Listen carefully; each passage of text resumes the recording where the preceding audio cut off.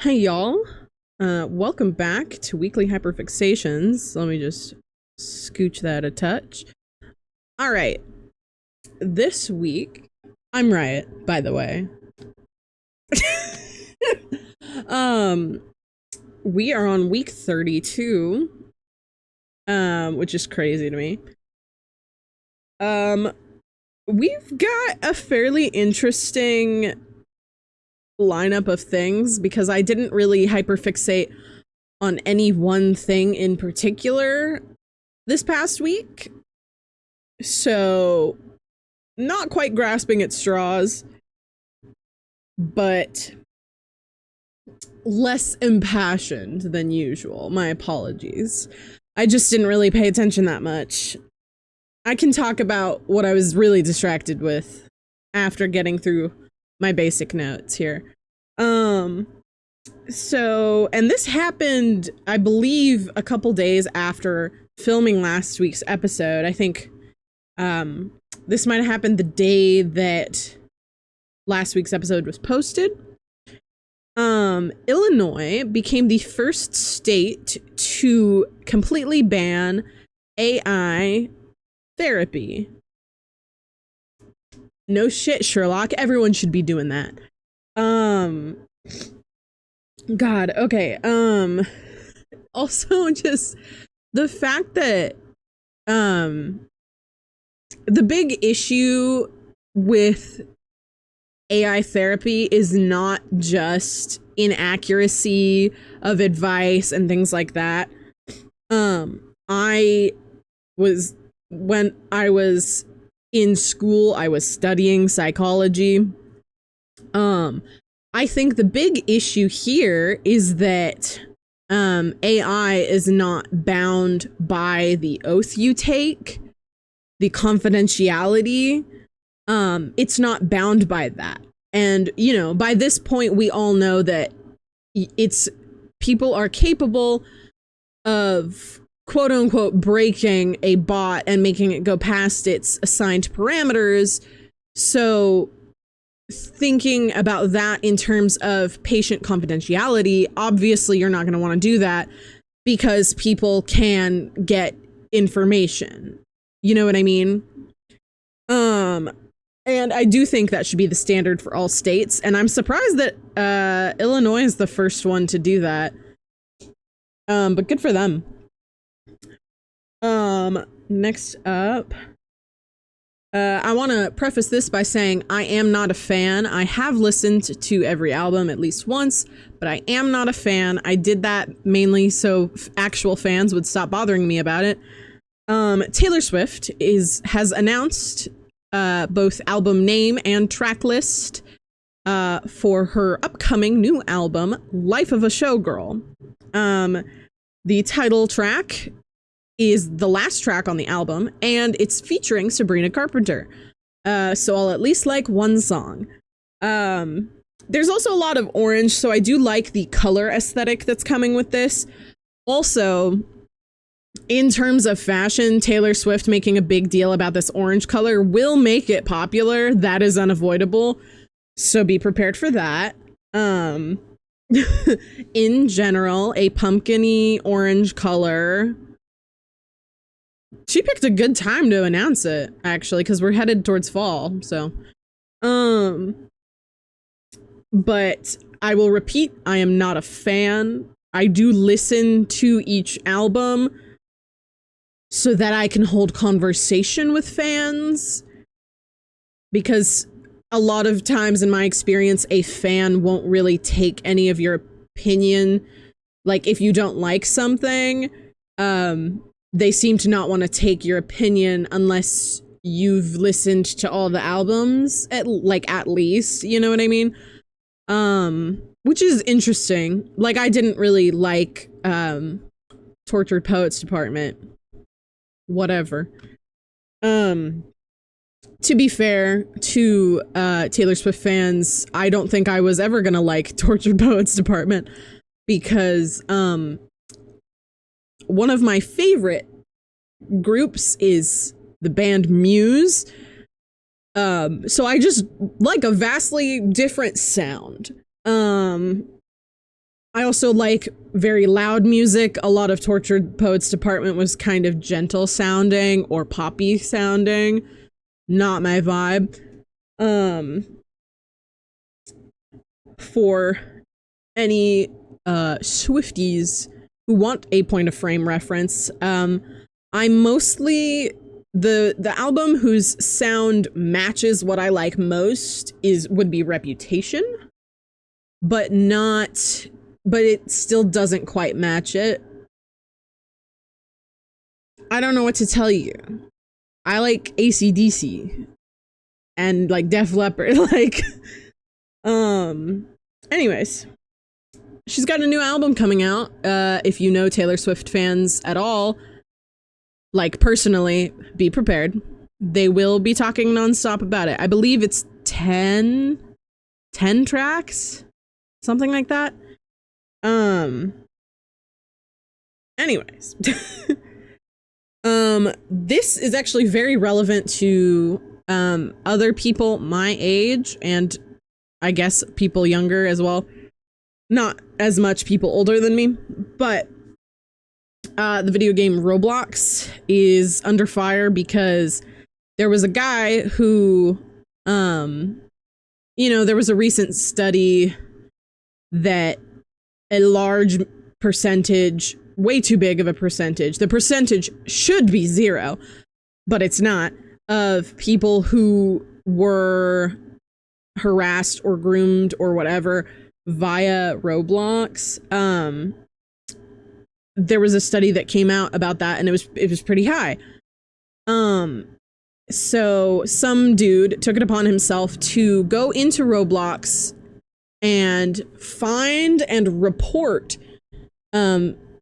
people displaying those kind of behaviors of not of the victims. You see what I mean? And so that person was doing this, and Roblox chose to ban that person and not the pedos on their site. So Roblox is not a game for kids. I don't care how many times someone says, oh, but that's a kid's game. It's definitely not. Also, there are areas that are restricted to 17 plus. The one singular time I played Roblox past literally when it came out, was because someone wanted to show me this game they were playing that was in a 17 plus area. It's because the game allowed like the avatars to drink, and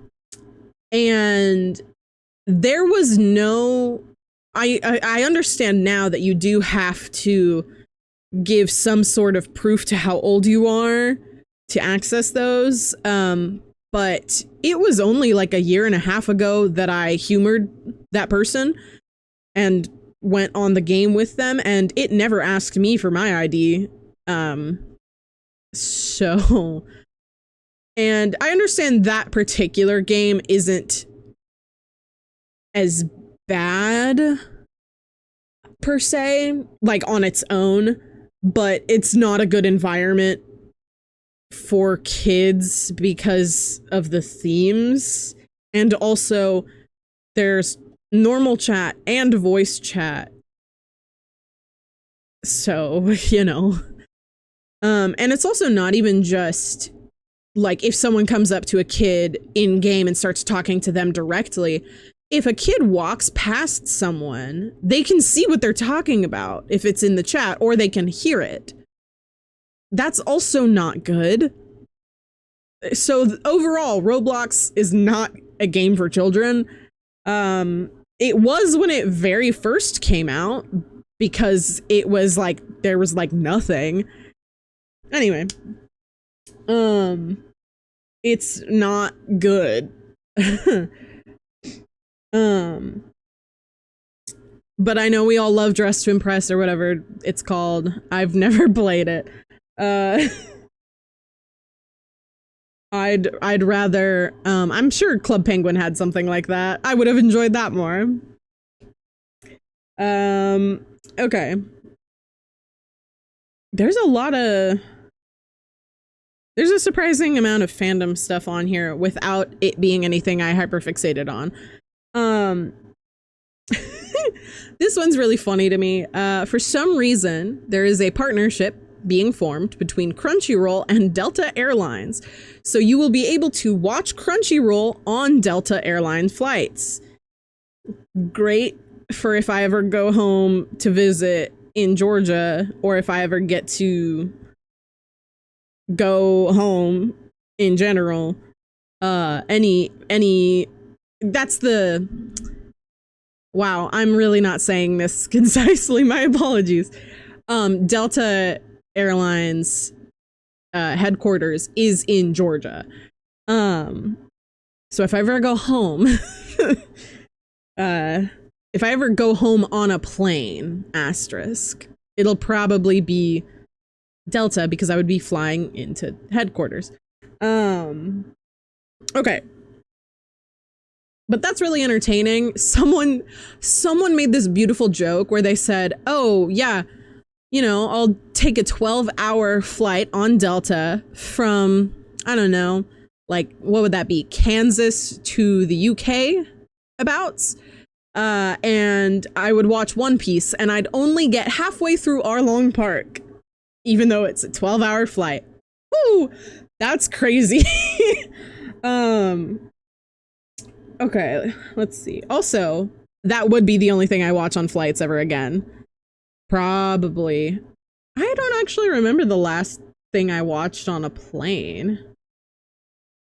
Usually I just play on my Nintendo, you know? I can't remember what it was. I think I watched something that I had already seen. Whatever. Okay. I might have watched Sleepless in Seattle if that was available. I don't know. Even though I've seen it a million times and I own a VHS of it. Okay.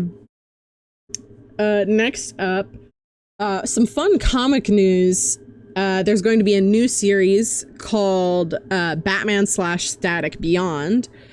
So it's Batman Beyond, which is a design I really like. That's also just fun in general because the art style is really good. The promotional poster, chef's kiss. Oh my goodness. But I'm also generally excited because I feel like Static doesn't get a huge amount of limelight, I guess. And this directly puts Static there, so. Okay, I'm going to be talking about the game Peak. It's not a story game. It's a game that you play with your friends. Well, I don't actually think you have to play with friends. I think you can play solo, but it's a game where you're all scouts and you're trying to climb a mountain before the fog rises and kills you. But I will be saying a couple things that are a bit spoilery for the new biome they added, the Mesa. So be wary. Mainly because I'm going to talk about the freaky things. Two of the freaky things, and then I'm going to talk about a couple other things in the Mesa update specifically. Okay. I unfortunately don't have this game, and I do live vicariously through people who are streaming the game, but come on, brain. They did add an update called Bug Phobia, or they added a feature called Bug Phobia mode that turns all of anything that's an insect into they stretch the texture for the plush Bing Bong into whatever the bug's shape is. Like, they stretch the texture for the plushie over the bug body. And it's really funny because you know, and these are some Mesa update spoilers. There's scorpions. There is ticks that latch onto your leg and slowly get bigger the more of your health they take. They can get really ridiculously big, by the way, and I think that's because healing yourself doesn't necessarily affect the tick. Like, healing yourself works, it doesn't go straight into the tick, but it makes the tick grow more over time. Also the antlions, for the context of, if you do not know what an antlion is, imagine the Sarlacc pit from Star Wars. It's basically that, but it's more of a beetle, but it's really big.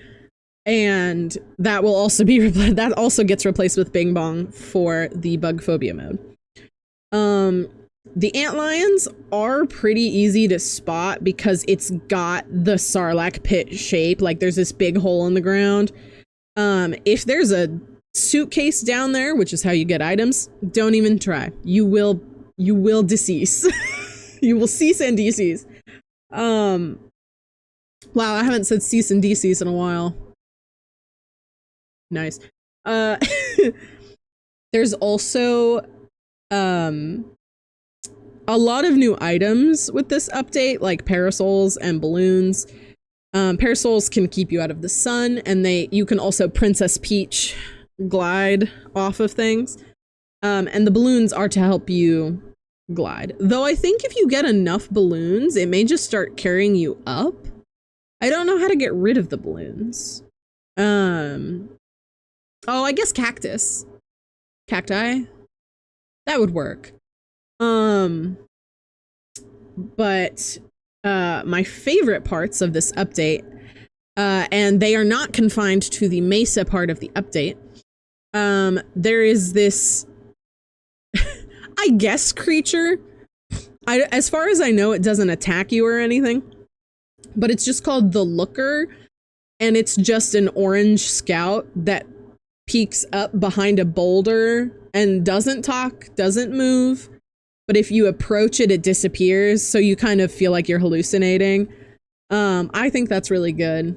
And it just stares at you, you know? And apparently it shows up minimum once per game. Like, everyone should see it at least once every single time they play, which is fun. The second one is paired with an item.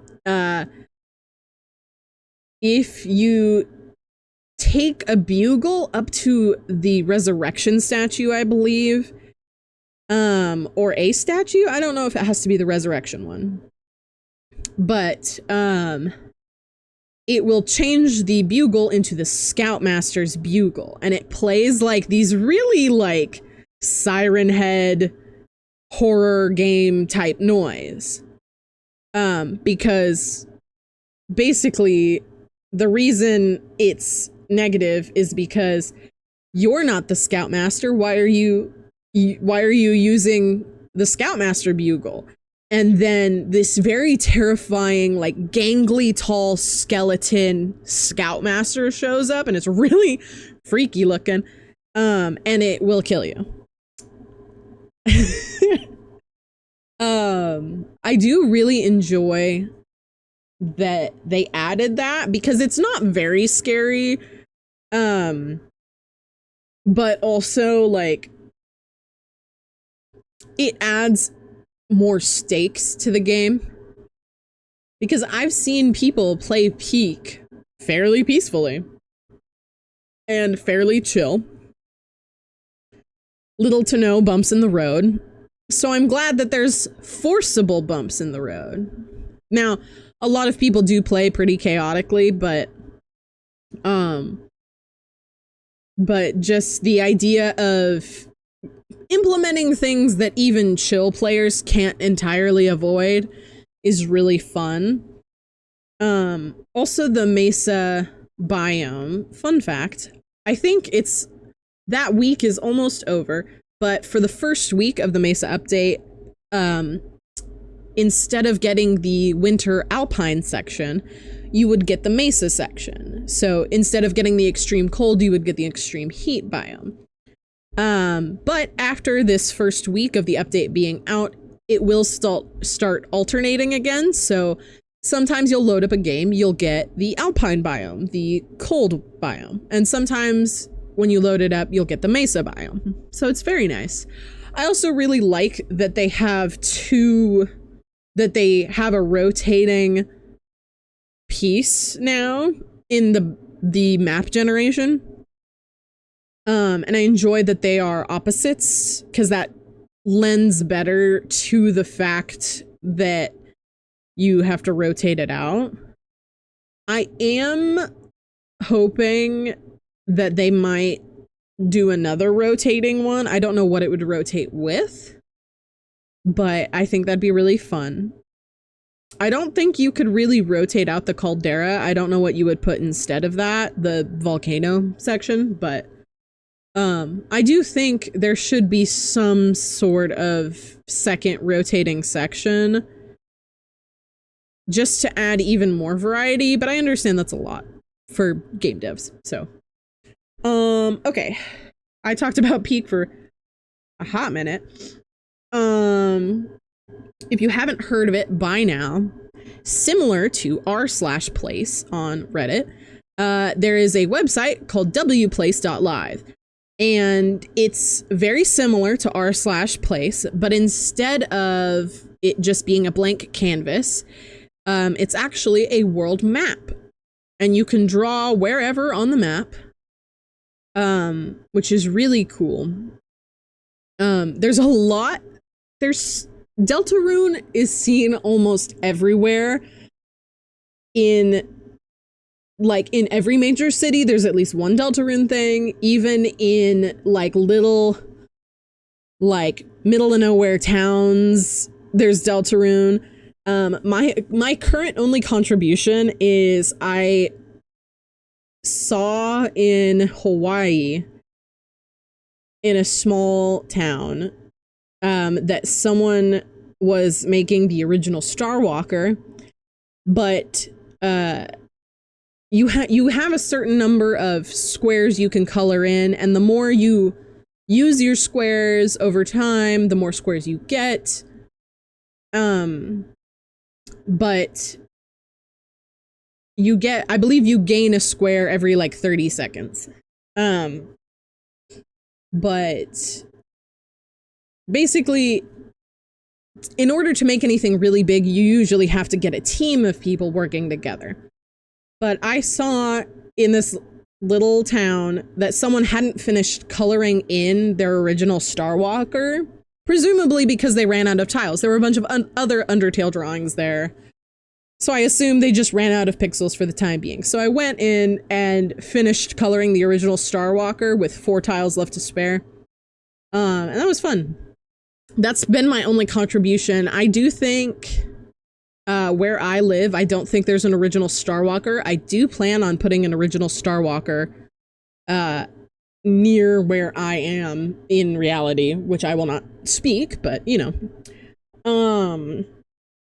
So very exciting. But I think wplace is really funny because, you know, the first time I opened the site, it delivered me to Tokyo, which is so jam-packed full of things. It's really entertaining. I honestly, even if you aren't interested in placing your own pixels upon the map, I highly recommend just going on the website, preferably on computer. I don't know how well it works on mobile or tablet, but just go on to wplace and just look around, honestly. Like, I learned that there's a lot more people in my direct area that enjoy the same things. I would not have known that otherwise. That makes me feel a little easier about doing things like, I really want to cosplay an Undertale character, a Deltarune character, sorry, Jevil. I really want to cosplay Jevil And now I know that if I like go in public in cosplay, there could be people that recognize like what character I am, which is nice. So wplace is great. I suggest checking it out, if anything, to look at it. Or you can go on whatever social media you use and search wplace, all one word, and you'll probably see some good screenshots. All right. I will be right back. All right. Had to go on a detour for my dog real quick. Okay. Let's see. I believe we were about to move on to the pyramid. Excellent. This pyramid's a little funny. Just saying. First up on the pyramid is, of course, the original Starwalker. Why wouldn't he be here? I've in fact made it a point that if I can't fill the last spot of the pyramid, I will put in the original Starwalker. Because he's the original Starwalker. Capiche? Anyway. Original Starwalker is on the pyramid this week for an actual reason, and it's that on wplace there's a lot of Deltarune stuff, like everywhere. And I figured, being the original Starwalker, that was the best choice for representing that. Next on the pyramid, and this is a funny one because there was a 24-hour YouTube boycott, actually, in which everyone collectively agreed that due to the policy of inputting pictures of sorry, a really loud, like, you done? Sorry, there was a really loud motorized scooter that just went past the house. But because the boycott was because they are implementing, if for some reason their AI bot or whatever doesn't think you're 18, it requires you to give them a picture of your physical identification. That's not sketchy at all. So in retaliation, a lot of people boycott the website for the entire first 24 hours of that policy. As a result of that, I was like, okay, I need something playing so I can concentrate. What am I gonna put on that's I don't really have to pay attention to, but will fill the noise threshold that my ADHD needs to be able to focus. And my immediate answer to that, for some reason, was Family Guy, which I haven't watched a lot of since I was like 6.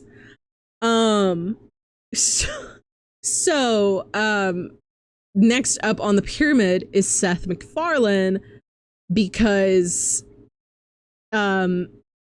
his show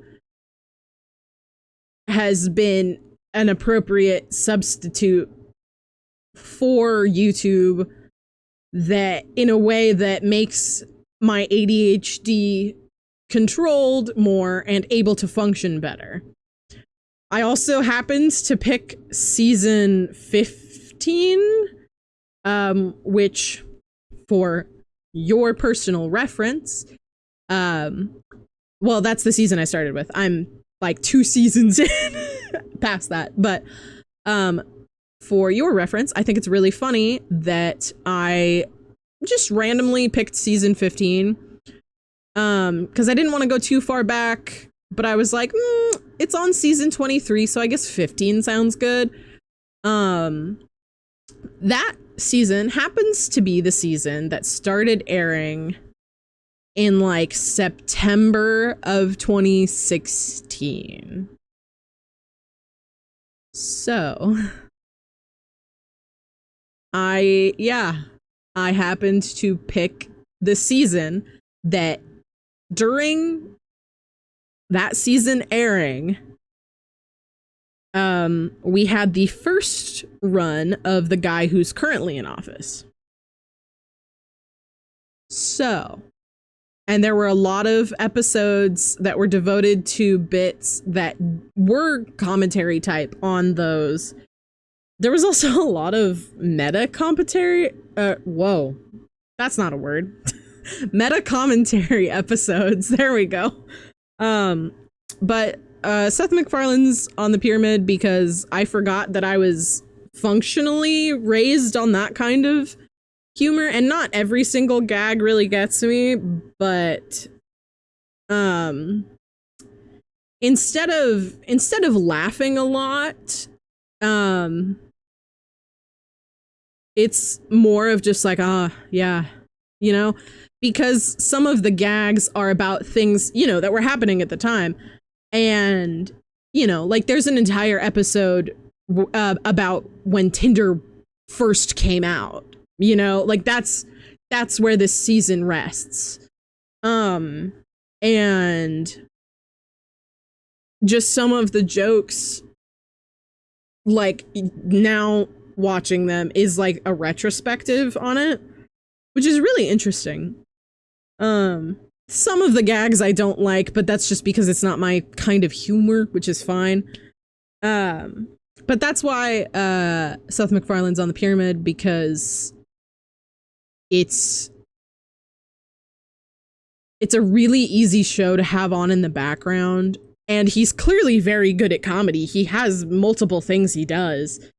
Actually, I don't know if American Dad's still running. I think it is. But regardless, Seth MacFarlane's very good at what he does. I also really appreciate that, you know, I don't really hear a lot about him like flaunting his wealth publicly or anything like that. So it feels like him flaunting his wealth is just like, there was a scene in an episode where they just played the entire end guitar solo of Freebird by Lynyrd Skynyrd.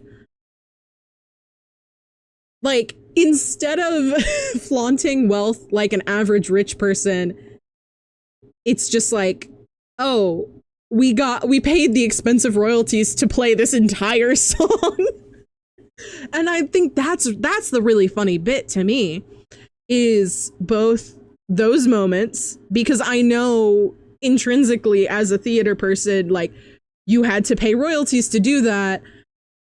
And he seems to do that a lot. I've also seen the Orville, which is like, I guess Star Trek adjacent, that he's in, and in his character's office, there's just a Mario warp pipe in the background. Like, it's really entertaining. And that's not even outright humor, you know, just as someone who works in theater in the behind the scenes, seeing over the top things like that is really funny to me. Also, sometimes it feels like he's making like a personal jab at someone, which is also really funny to me. Also, sometimes the editing is really weird in a way that makes it funny. There's a lot of fourth wall jokes that appeal to me a lot. So that's why Seth MacFarlane's on the pyramid, basically. Next up on the pyramid is the new DM for Critical Role Season 5. Believe it or not, they're at 5. Or no, 4? 5? I forgot. Did I talk about this last week? No, I did not. Did I talk about it the week before by any chance? No, that was after I saw Superman. Okay, hold on. I need to check if it's season 3 or 4. Critical Role. Also, my partner has been watching Vox Machina almost to where I am in the show, and then I'll be able to start watching it with him, but let me make sure my sound is off. Where is that announcement?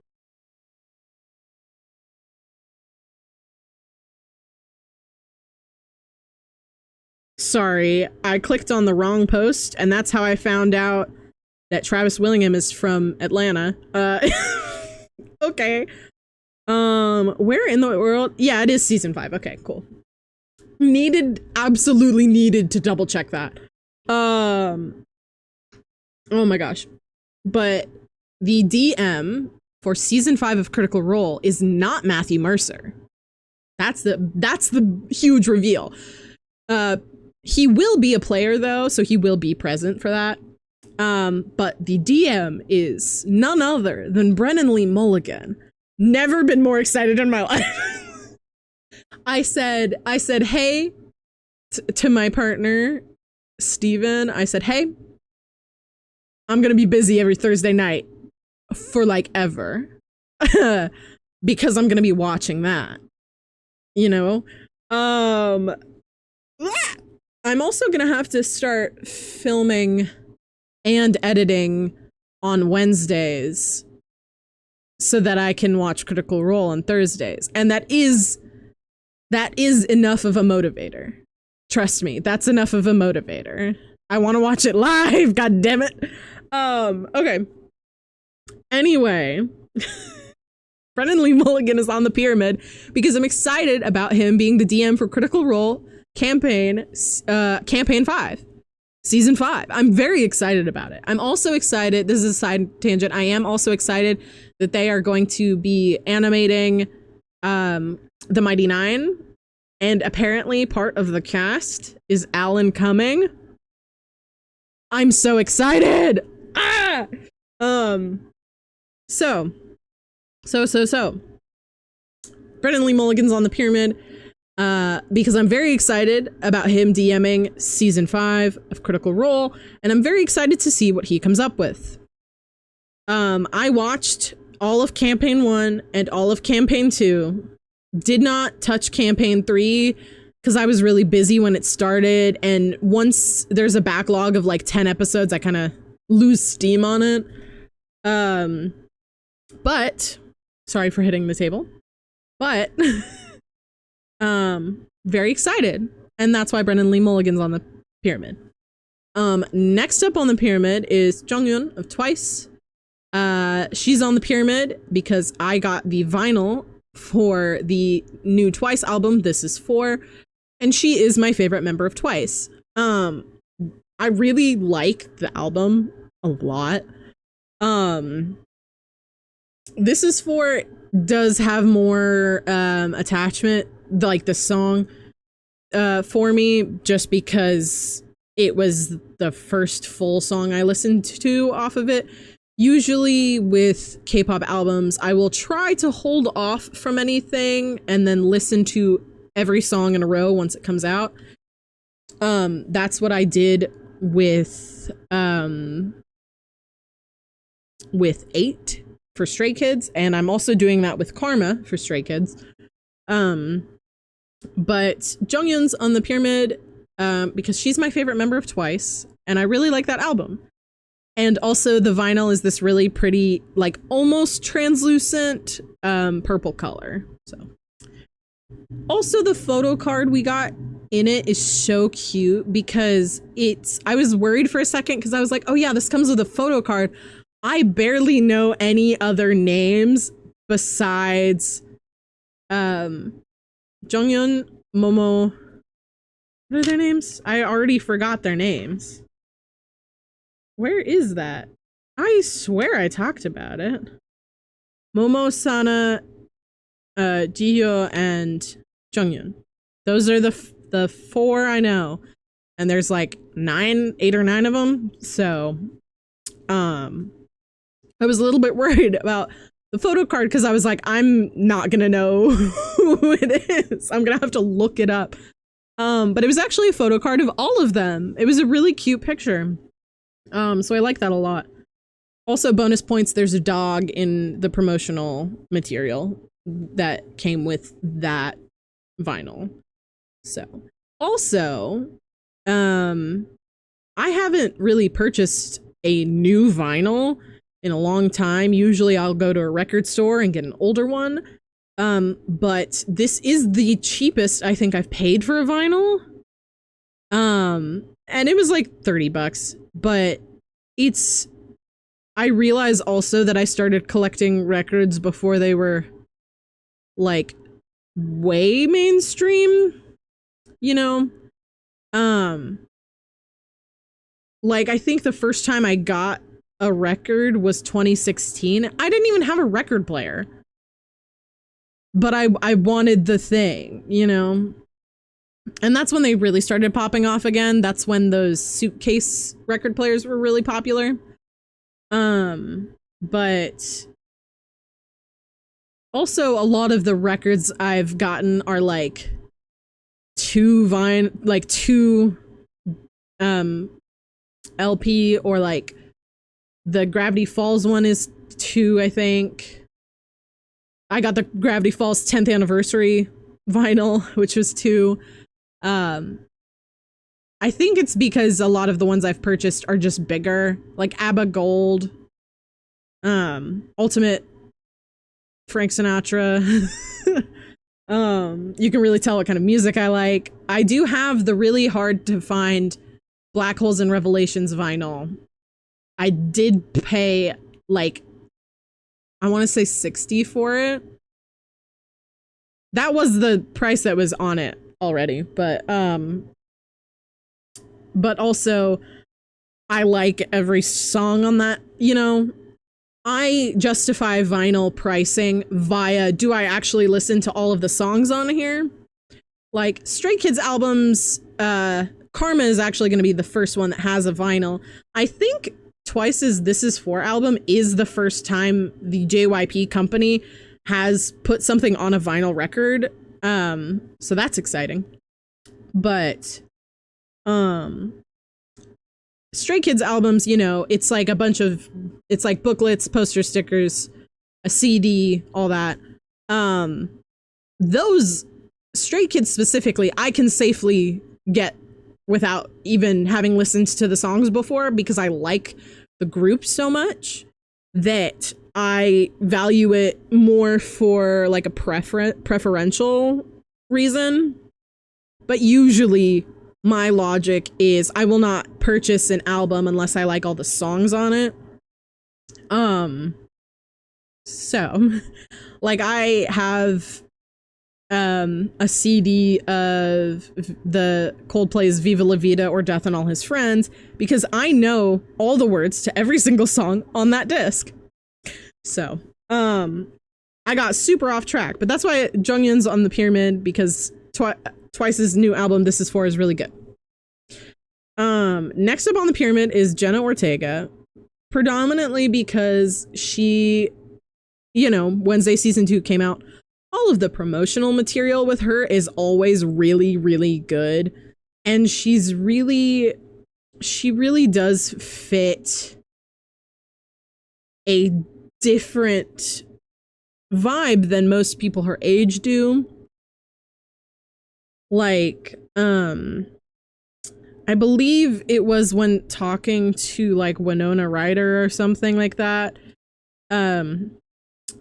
where whoever it was reflecting on how Jenna Ortega does actually, first of all, enjoys the industry in general. First of all, has very, like, I guess profound is the word I'm looking for, but is very, like, comes across as very well read. And it makes a lot of sense that not a lot of people her age are like that. I'm pretty sure she's fairly close in age to me. And that's functionally, I feel like it's functionally the difference between like people I went to high school with versus like, I guess versus me. I'm really autistic though, but like, I enjoy having deep conversations with like teachers as opposed to kids my age who really like just talking to other people their age. I don't know. That's really hard for me to explain.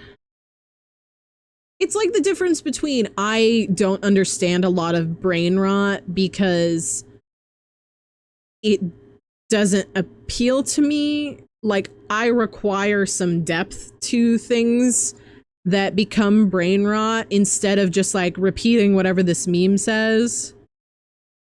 Because the general internet humor has surpassed like what I think should be funny, I guess. Like, oh, what is it? Calling things weird words like sprongle, things like that. It took me a while to even willingly say the word scrungly because I don't get it. I will only use that word if I think literally no other word fits, which is a very high bar, because most other words work. Or if someone says that a character is their scrimblow, I will refer to it as their scrimblow because that's what they call it. But like, I won't go out of my way to use that word. You know what I mean? I don't know. But Jenna Ortega's on the pyramid. I need to circle back. Jenna Ortega's on the pyramid because all of the promotional material for Wednesday season 2 is really good. And as far as I've heard, Wednesday season 2 is very good as well. It's really amazing that she is handling all of this so well. I mean, I know people are like media trained and stuff like that, but it's a big name to uphold. The Addams Family, that's a big name to uphold. And it's very good to see that it's being upheld properly and by someone who knows what they're doing. And then our final slot of the pyramid, our top slot of the pyramid, is Chappell Roan. This is mainly because this is mainly due to all of the really cool outfits she's been wearing for her European leg of the tour. Because like those are not just outfits, but they are art pieces for sure. There's this one really beautiful one that is almost like a jester outfit with her own face on it. That one's really cool. But she is on the pyramid because that's artistry, y'all. You know what I mean? And it's beautiful. All right, I've been yapping a long time. My apologies. That caps off our pyramid. Yeah. Thanks for watching. Thank you for returning for another week of Weekly Hyperfixations. Fun fact, this weekend I am, on a whim, going to a small Comic-Con. So that'll be fun. I've been to the city that it's in like one whole time. But also just having we are moving D&D for this, but that's because even if I did not go to the con, 2 of our group members were going anyway, so we wouldn't be able to do D&D anyway. Turns out the people who host us may also be going, so that's really fun. I can't remember if we're having D&D on Sunday or next Sunday. I don't remember, but it'll be very fun. It's not a very big con, so I'm like a little nervous because I'm used to a very big convention. And this is not that, but I am going to like semi dress up, more of a closet cosplay, if you will. I'm mainly just going to try to wear something that's not too hot because it's really hot here and we're going somewhere where it's arguably hotter. So a little worried about that, but regardless, it'll be fun. But I'll see y'all next week. Same time, same place. Thanks again for watching. Does mean an immense amount to me. Especially for such a young budding channel. Very new to this whole process, despite having, you know, interacted with YouTube all my life. Not all my life. A good half of my life. But regardless, thank you for sticking it with me. Very excited to see where this takes us, since we are slowly turning over to the fall months. And I mean real slowly in this neck of the woods, y'all. My God. But regardless, like I said, I'll see you next week. Same time, same place. And, yeah. Bye, y'all.